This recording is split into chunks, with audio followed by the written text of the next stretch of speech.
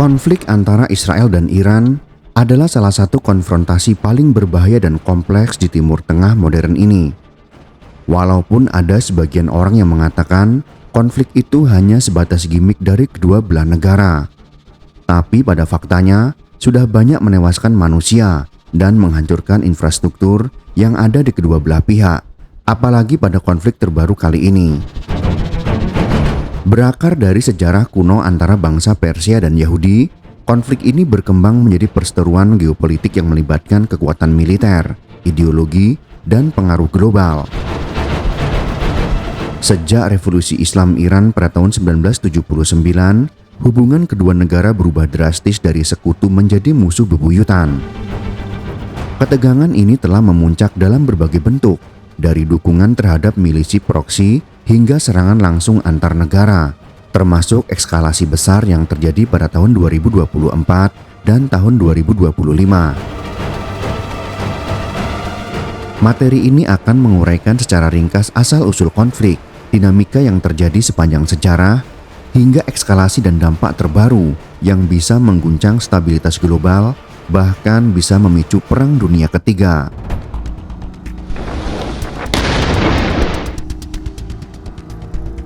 Hubungan antara bangsa Yahudi dan Persia bermula sejak abad ke-6 sebelum Masehi ketika Raja Kores Agung dari Kekaisaran Persia menaklukkan Babilonia.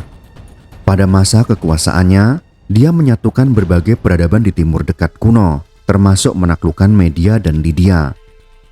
Kekaisarannya membentang dari Laut Tengah di barat sampai Sungai Indus di timur.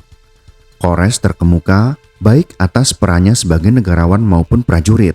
Atas infrastruktur politik yang dia ciptakan, Kekaisaran Akhemenia bertahan lama setelah kematiannya. Kores Agung menghormati adat istiadat dan agama di tanah yang dia taklukkan, menjadi percontohan yang berhasil untuk administrasi terpusat dan pembangunan pemerintahan yang bekerja untuk keuntungan rakyatnya. Kores juga terkenal karena capaiannya dalam hak asasi manusia, politik, dan strategi militer, serta pengaruhnya terhadap peradaban Timur dan Barat. Dalam kitab suci Yahudi, yaitu kitab Ezra, Kores dipuji karena mengizinkan orang Yahudi kembali ke Yerusalem dan membangun kembali Bait Allah yang hancur. Peristiwa ini tentunya menciptakan citra Persia sebagai penyelamat bagi umat Yahudi di masa kuno. Namun dinamika berubah seiring jatuhnya Persia ke dalam kekuasaan Islam setelah penaklukan Arab pada abad ke-7 Masehi. Sejak saat itu, identitas Persia menjadi bagian dari dunia Islam dengan Syiah sebagai mazhab dominan wilayah tersebut. Sementara itu, Yahudi tetap menjadi kelompok minoritas yang tersebar di diaspora, termasuk di tanah yang kelak menjadi Israel. Perselisihan budaya, keagamaan, dan politik perlahan berkembang seiring dengan kebangkitan nasionalisme Arab dan pendirian negara Israel pada tahun 1948.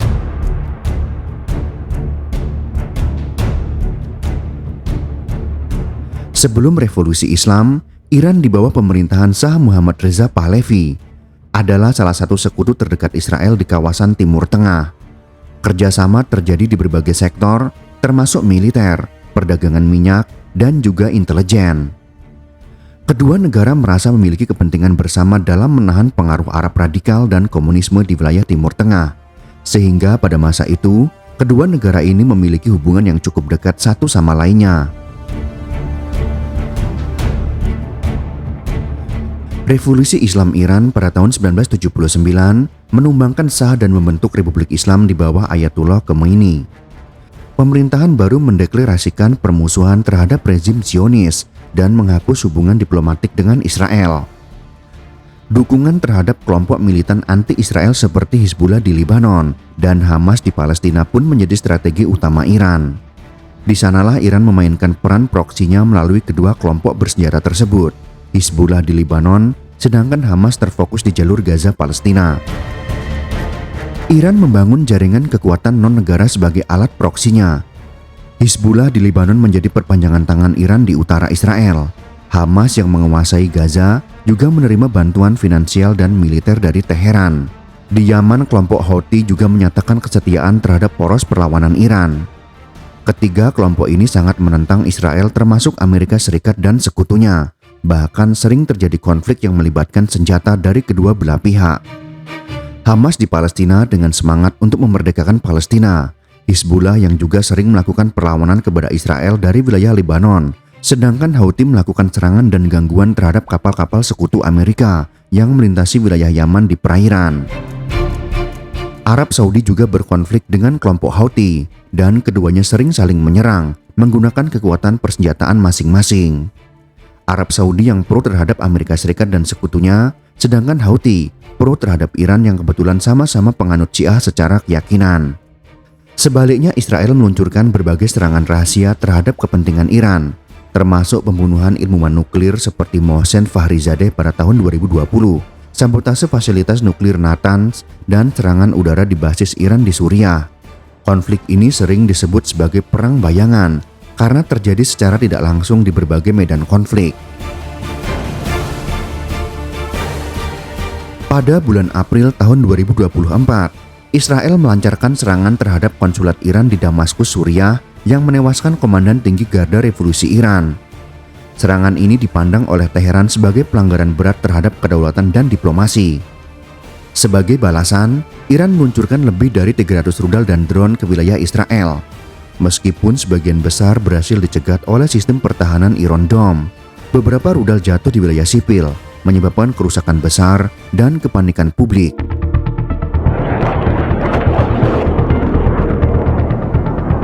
Pada tanggal 13 Juni tahun 2025, dunia dikejutkan lagi. Israel tiba-tiba melancarkan operasi udara besar-besaran bernama Rising Lion ke arah Iran. Targetnya mencakup fasilitas nuklir Natanz dan Fordow, pusat pengembangan drone di Isfahan, dan markas Kementerian Pertahanan Iran di Teheran.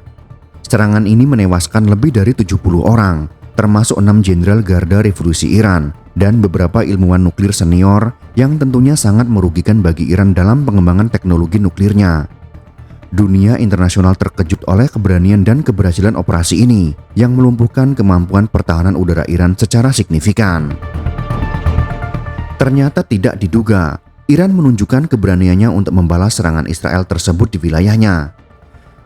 Iran membalas dengan meluncurkan lebih dari 150 rudal dan 100 drone ke Israel. Beberapa rudal berhasil melewati pertahanan dan menghantam wilayah Tel Aviv, menyebabkan 3 korban jiwa dan puluhan luka-luka. Itu yang diberitakan oleh Israel. Padahal jika kita lihat dari kerusakan yang terjadi, mungkin korban jiwa lebih dari itu. Pemerintah Iran mengumumkan bahwa balasan belum selesai dan akan terus dilakukan jika agresi Israel berlanjut. Bahkan beberapa kota di Israel saat ini sudah luluh lantah oleh rudal-rudal Iran. Beberapa analis memperkirakan bahwa pangkalan militer Israel pun sudah lumpuh, tetapi itu semua disensor oleh pemerintah Israel. Dewan Keamanan PBB mengadakan sidang darurat. Amerika Serikat, Inggris, dan juga Perancis menyerukan penahanan diri dari kedua belah pihak. Rusia dan Tiongkok memperingatkan bahwa keterlibatan kekuatan besar bisa memperluas konflik menjadi perang dunia regional. Pasar minyak global melonjak drastis akibat ancaman terhadap jalur suplai teluk. Bahkan jika Iran menutup Selat Hormuz sehingga menyebabkan terjadinya kemacetan arus perdagangan dunia, maka pastinya akan berdampak buruk pada ekonomi global.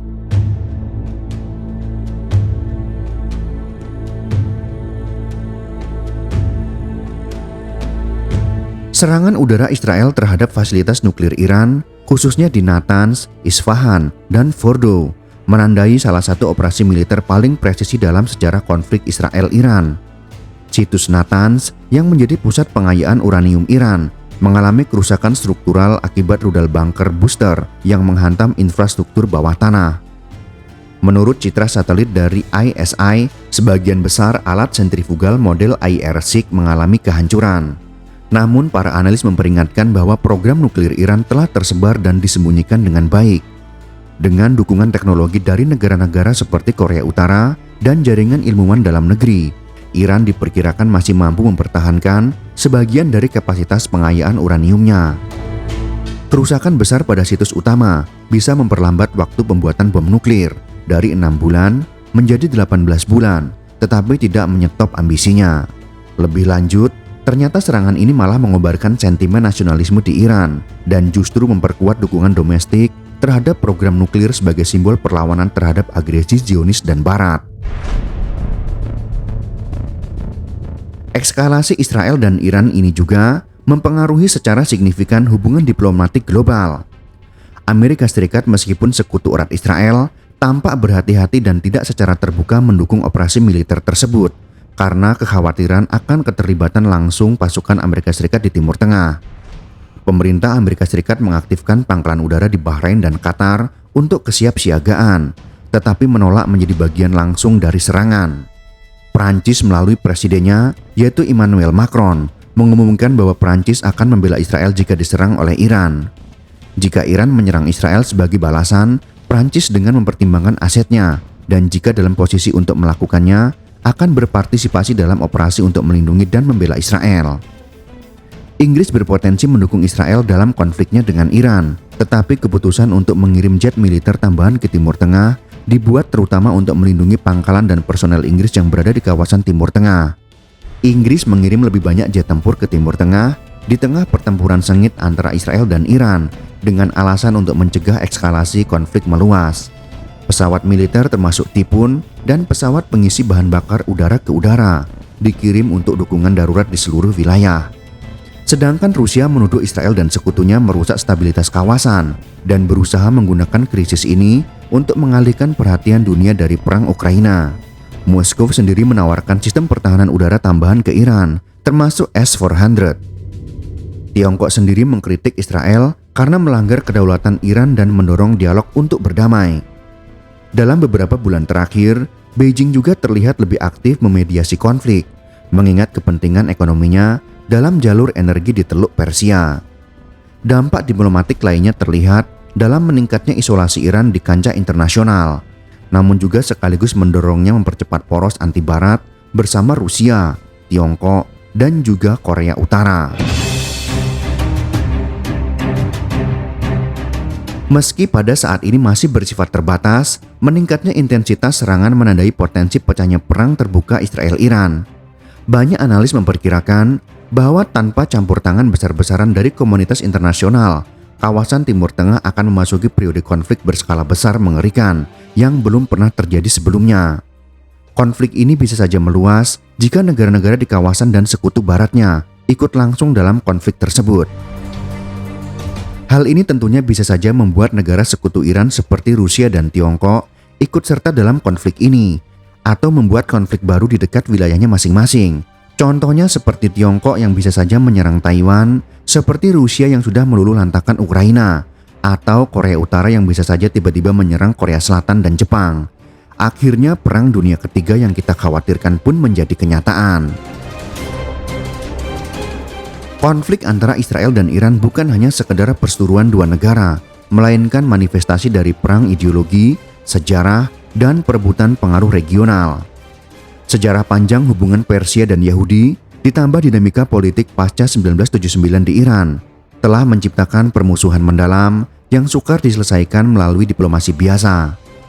Eskalasi yang terjadi pada tahun 2024 dan 2025 menunjukkan bahwa konflik telah mencapai level baru dari perang proksi menjadi serangan langsung antar negara.